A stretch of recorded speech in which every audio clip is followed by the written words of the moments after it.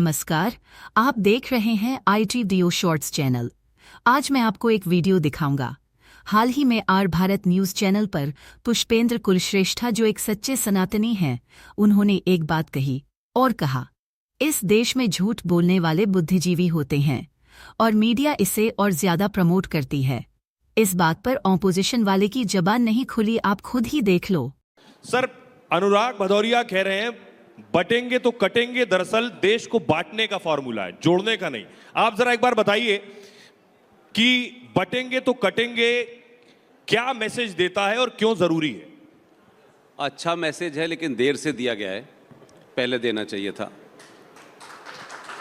इस देश में सच बोलने वालों को लोग हेट मॉन्गर कहने लगे हैं और झूठ बोलने वाले लोग जो हैं वो इंटेलेक्चुअल कहलाने लगे हैं।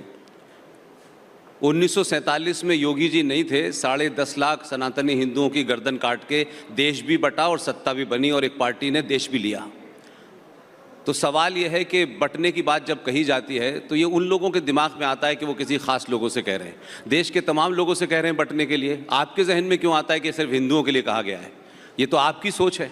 इसलिए इस बयान को भारतीय राजनीति में इसलिए ज़रूरी है कि इसी के कारण देश बटा, इसी के कारण कश्मीर हुआ, इसी के कारण केरला हुआ, दिल्ली हुआ।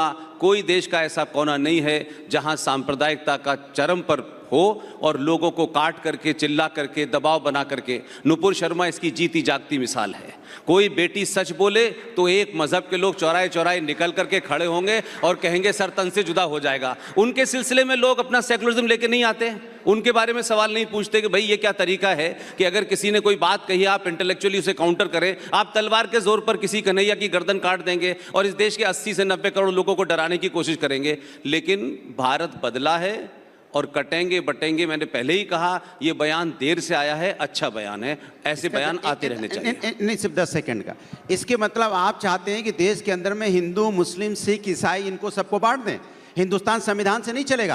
हिंदुस्तान किससे चलना चाहता है? सुन लीजिए, आपकी बात का जवाब देते हैं। हमने कहा धर्म के नाम पे, आपके मन में चोर था, मैंने कहा धर्म के नाम पे राजनीति नहीं होनी चाहिए। राजनीति में धर्म की बात होनी चाहिए। आप हिंदू मुस्लिम क्यों करने लगे? मैं बता रहा हूं, मतलब आपके मन में चोर है। आप नहीं सुनिए, आप 1947 की बात करते तो 1942 में आप कहां थे? जब देश आजादी का आंदोलन हो रहा था तब आप कहां थे? भदौरिया जी, आपने पार्टिसिपेशन क्यों नहीं किया? बताइए। आप तब नहीं बताएंगे, आप तब नहीं बताएंगे क्योंकि आपको राजनीति सूट करती है। आप समाज के अंदर में नफरत की राजनीति करते हैं, नफरत की राजनीति करके आप सत्ता पाना चाहते हैं। यही आपका मकसद है। आपका मकसद जोड़ने का नहीं है, तोड़ने का मकसद है आपका। और ये आप नहीं समझ रहे हैं, आप समाज के अंदर क्या बोके जा रहे हैं। आपकी हमारी भदौरिया जी, आप समाज को क्या देके जा रहे हैं? भदौरिया जी सुनिए, 10 सेकंड पुष्पेंद्र जी, फिर मैं दूसरे के एक बात।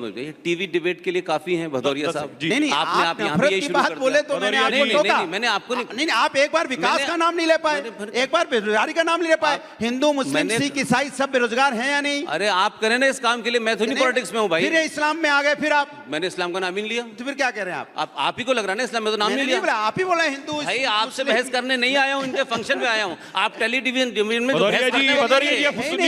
नफरत की बात नहीं, आप मुझे मत बताइए क्या नफरत है। Don't tell me what is नफरत। काटने बांटने की बात, हम सब हिंदुस्तानी हैं, आप नहीं हम सब एक हैं। आप नहीं है, मैं बोलता हूँ आप नहीं है। मैंने आपको नहीं मानता, नहीं मानता आपको मैं।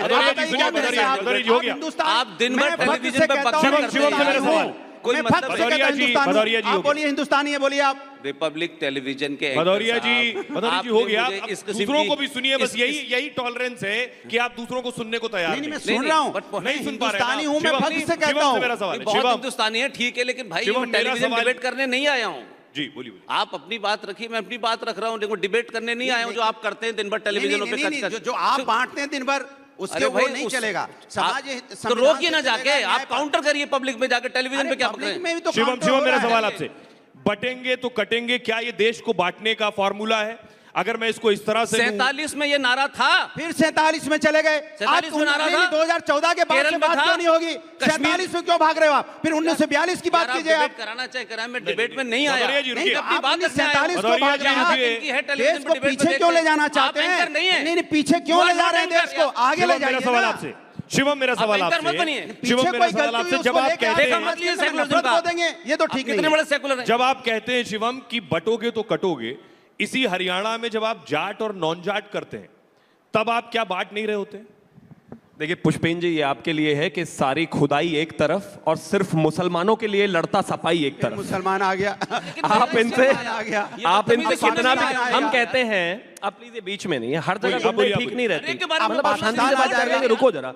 अच्छा एक चीज बताइए, बटोगे तो कटोगे में किसी में हिंदू कोई मुसलमान नहीं लिखा हुआ है, ये अपने आप ही उसमें मतलब हिंदू मुसलमान क्यों ढूंढ ले रहे हैं? हम कहते हैं कि बटोगे तो कटोगे, भाई यही तो हमारी दादी नानी मौसी चाची कहती थी कि बेटा एक रहना है, परिवार में एक रहना है, भाइयों को एक रहना है, बहन भाइयों को एक रहना है।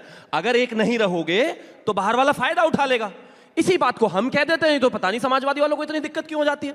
अब आपका जाट और नॉन जाट पर आता हूं। मैं मानता हूं कि भारतीय जनता पार्टी को हरियाणा में 36 बरादरियों ने वोट दिया है। हर जगह जिस जाट बेल्ट डोमिनेटेड जिसको कहा जाता था, वहां भी 17 में से 9 सीटें भारतीय जनता पार्टी को मिली है। तो हम तो जाट नॉन जाट कर नहीं रहे, हम तो अगड़ा पिछड़ा कर नहीं रहे। ये पीडीए वाले जिनके मतलब पीडीए के पूरे फॉर्म में भी अगड़ा नहीं है, वो यहां कहते हैं कि हम बांट रहे हैं। हम बांट नहीं रहे हैं जी, बहुत साफ है। अगर आदरणीय प्रधानमंत्री जी ने कहा है कि अगर बटोगे तो सत्ता की मलाई कोई और खाएगा, बिल्कुल ठीक है। बटोगे तो कटोगे, बिल्कुल ठीक है। और ऐसा ही होना चाहिए। एक समाज को, एक परिवार को, एक घर को, एक देश को बंटने की आवश्यकता नहीं है। और अगर आपको यह वीडियो अच्छी लगी हो तो चैनल को लाइक कर लीजिएगा, साथ में सब्सक्राइब भी और शेयर जरूर करें।